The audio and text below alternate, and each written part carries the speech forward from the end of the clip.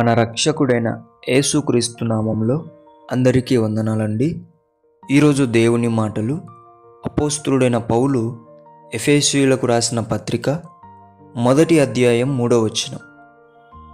ఆయన క్రీస్తునందు పరలోక విషయములలో ఆత్మ సంబంధమైన ప్రతి ఆశీర్వాదమును మనకు అనుగ్రహించెను.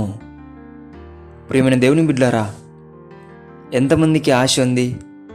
నేను రోగులను స్వస్థపరచాలి, నేను ప్రవచించాలి, నేను సువార్త చెప్తుంటే అనేక మంది రక్షింపబడాలి.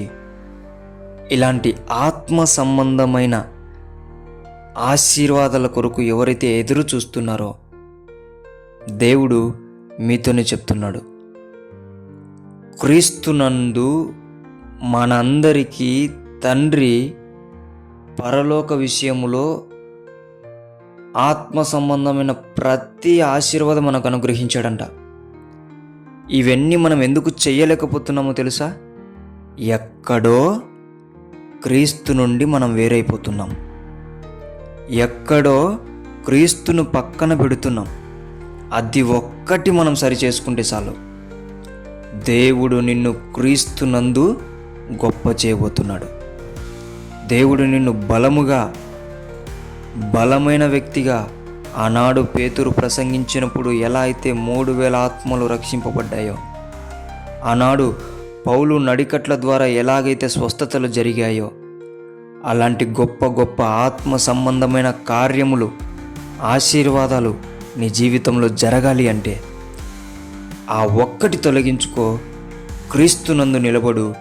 క్రీస్తు నందు ఎవరైతే ఉంటారో వారందరికీ తండ్రి ఆత్మ సంబంధమైన ఆశీర్వాదములను కుమ్మరించేవాడై ఇష్టపడుతున్నాడు.